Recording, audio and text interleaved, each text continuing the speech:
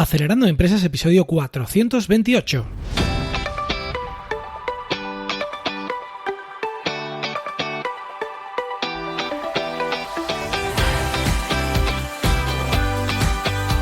Buenos días amigos y bienvenidos a Acelerando Empresas, el podcast de lunes a viernes sobre las técnicas que aplicamos en las aceleradoras de empresas para ayudarte a conseguir el éxito en tus negocios.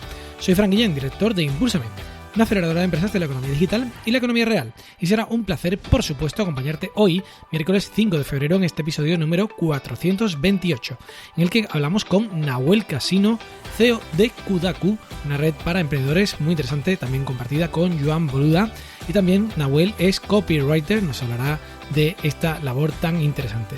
Pero antes, recordarte que estamos justamente en el proceso de selección de personas para participar en la aceleradora online Acelerando Empresas. Es una aceleradora online a distancia que podéis hacer desde vuestra casa por videoconferencia. No tiene nada que ver con la aceleradora Impúlsame, que es un edificio en el que hay que ir presencialmente a las sesiones. Así que si os interesa, escribid a info@acelerandoempresas.com para más detalle.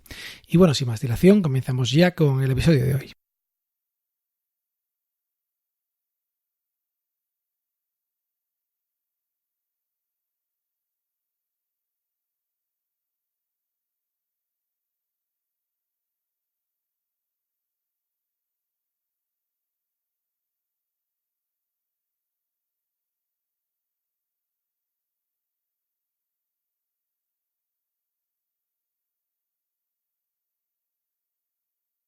Muy buenos días, Fran. Pues muy bien, encantado de estar aquí en tu podcast, que ya llevamos tiempo hablando.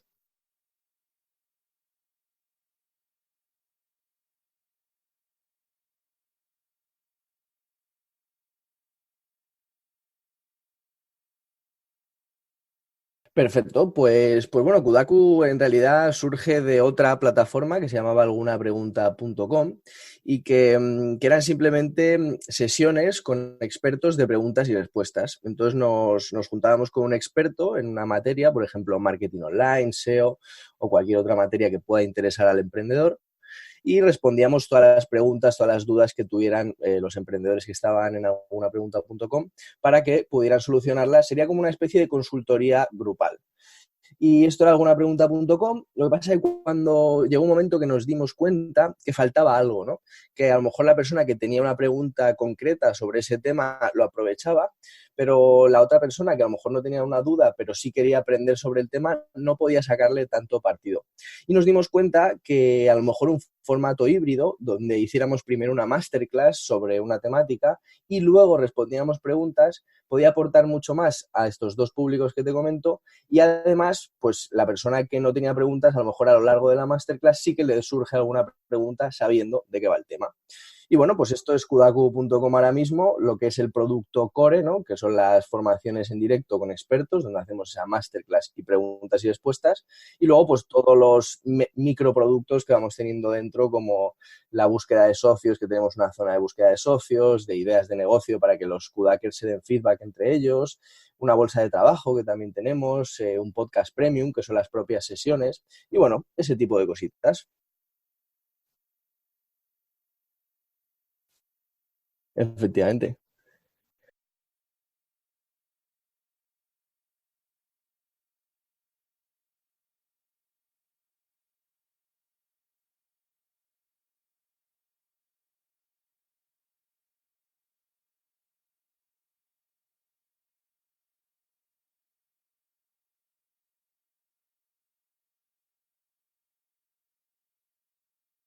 Bueno, la verdad que fue una auténtica experiencia que yo creo que he aprendido lo que no está escrito, lo que no sé, lo que no he aprendido en todos mis años de colegio, bachillerato, universidad y eso.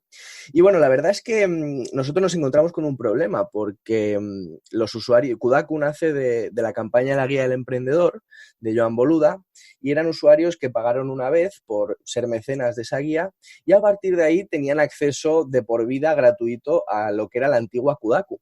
Y por otro lado, alguna pregunta era un producto de pago, un producto premium, donde estaban esas sesiones de preguntas y respuestas. Entonces, ¿cómo hacer para que ninguna parte se sienta mal y todas se sientan y salgan beneficiadas, ¿no? Y se sientan bien? Entonces, lo que hicimos fue hacer dos niveles de membresía. el Kudaker normal y el Kudaker Premium. El Kudaker normal es el antiguo Kudaker que viene de Kudaku, de la guía del emprendedor. Y entonces lo que hicimos para compensarle, digamos, porque quitamos los foros que estaban en desuso, era un producto que no se usaba, y entonces dijimos, para compensar esta pérdida, entre comillas, lo que vamos a hacer va a ser liberar 65 formaciones para que los Kudakers tengan acceso a ellas. Entonces, las primeras 65 formaciones están abiertas a todos los Kudakers, tanto a los premium como a los normales.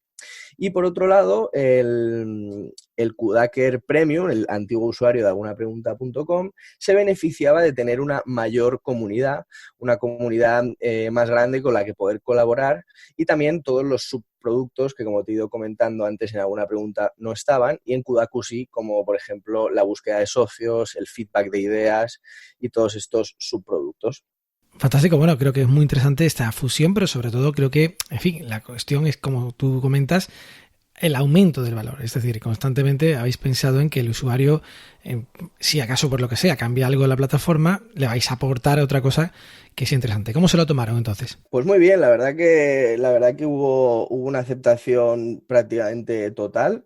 Hay veces, obviamente, nos preguntaban, ¿no? Oye, ¿qué ha pasado? ¿Cuál es el cambio? ¿Cómo funciona ahora? Pero al estar bien explicado, hicimos un episodio del podcast con Joan. La verdad que quedó bastante bien y efectivamente, al final le aportamos más valor a toda la comunidad. Juntamos, digamos, una gran comunidad que estaba poco dinamizada, como era la de Kudaku, con una pequeña comunidad muy dinámica que era la de alguna pregunta. Entonces, bueno, pues se fusionaron y crearon esta comunidad que tenemos ahora, que es súper interesante, que al final nos aportamos y emprendemos todos juntos, aunque sea en la lejanía y en online.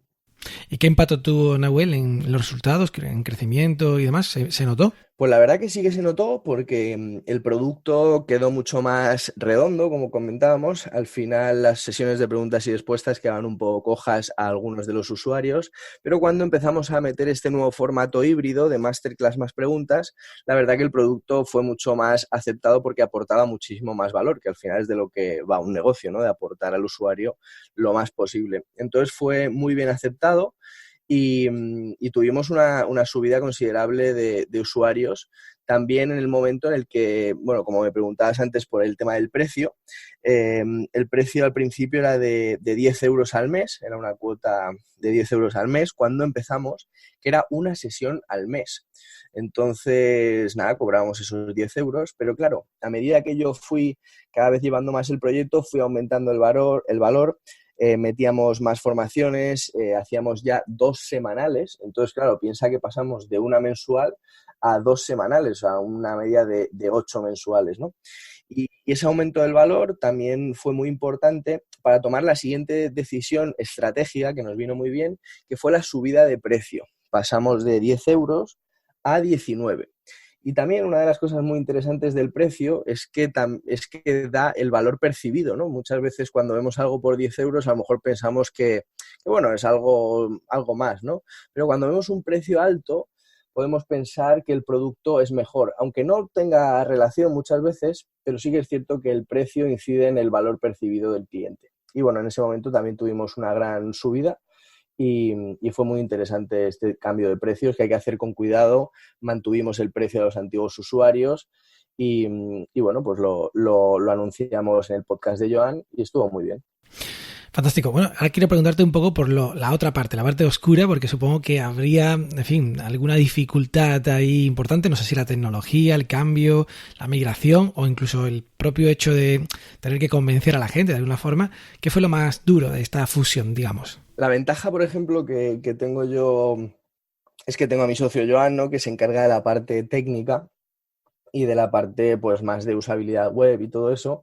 Entonces yo tuve la suerte de no tener que ocuparme de la migración y de todos estos aspectos técnicos que para mí serían un quebradero de cabeza y que sé que para Joan lo fueron, porque claro, fue juntar 2 webs con 2 tipos de usuarios, con 2 Restrict Content Pro, que es el plugin de contenidos para capar los contenidos al que no está suscrito. Y bueno, fue un quebradero de cabeza que por suerte yo no tuve que asumir, pero que sé que a Joan le costó mucho.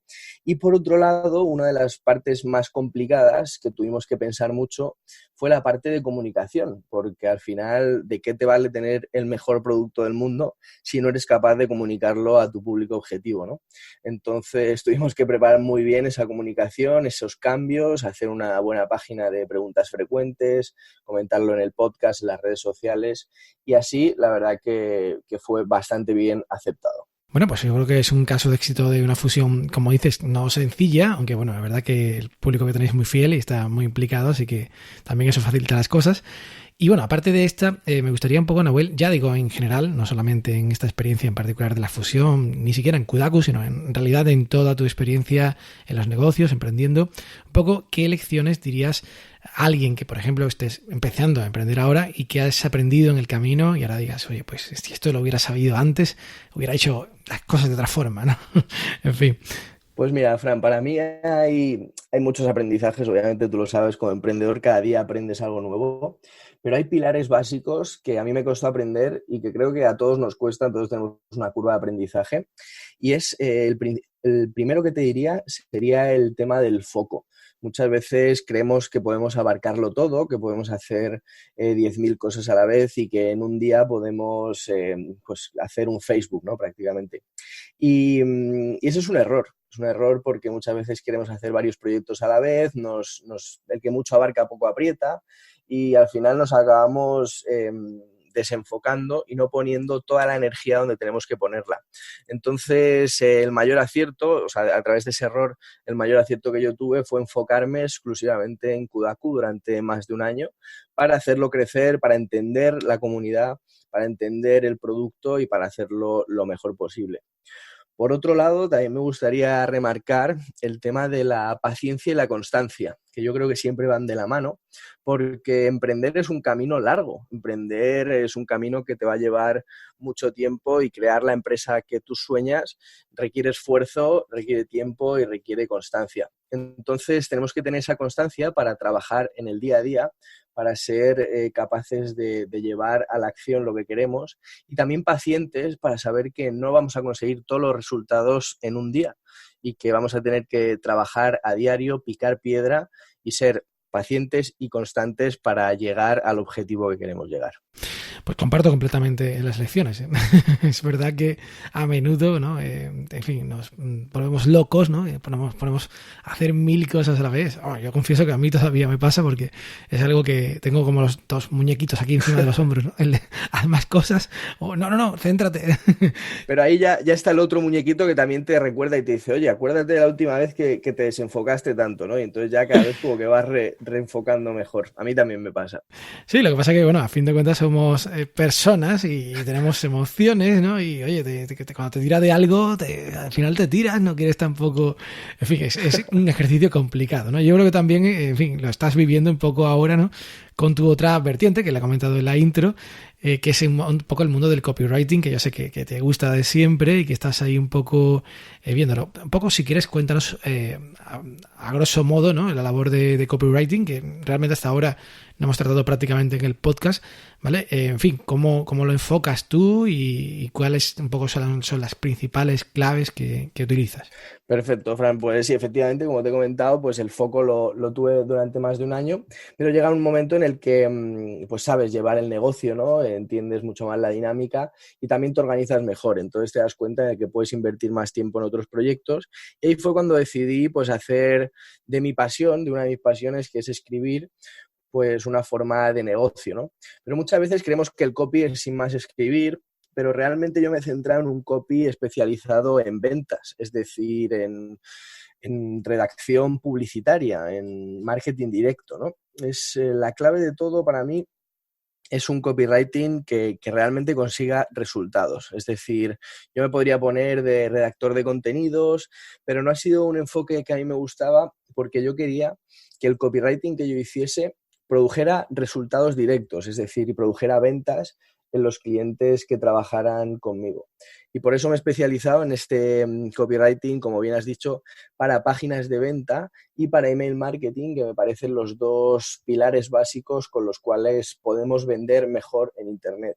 Una página de venta donde hablar de tu producto, de qué puede hacer tu producto por tu posible cliente y de vendérselo bien. Y un email marketing, que parece que el email marketing está muerto, pero realmente un buen email marketing con historias que enganche está más vivo que nunca y es una gran manera de vender.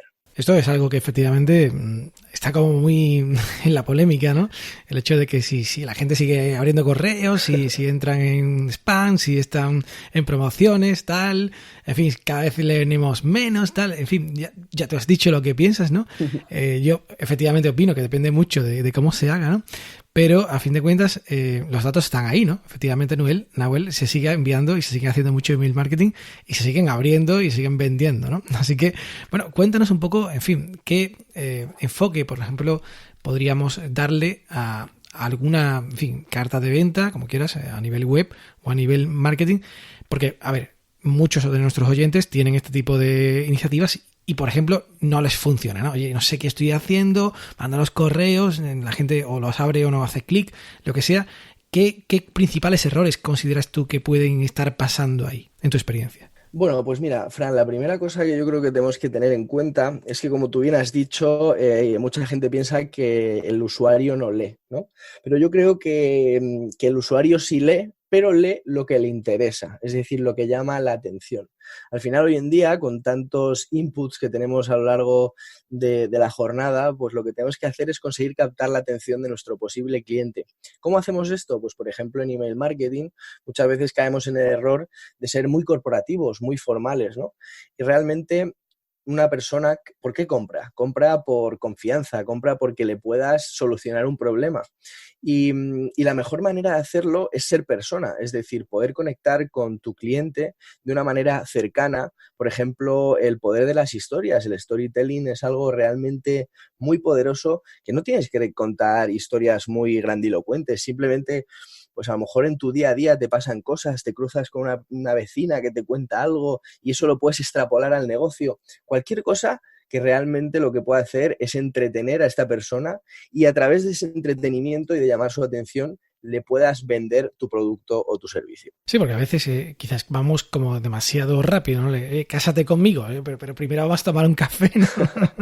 Totalmente. Sí. Bueno, esto es algo que desde luego es algo conocido hace mucho tiempo, ¿no? El poder de las historias, ¿no? El empezar con érase una vez y todo el mundo te escuchará, ¿no?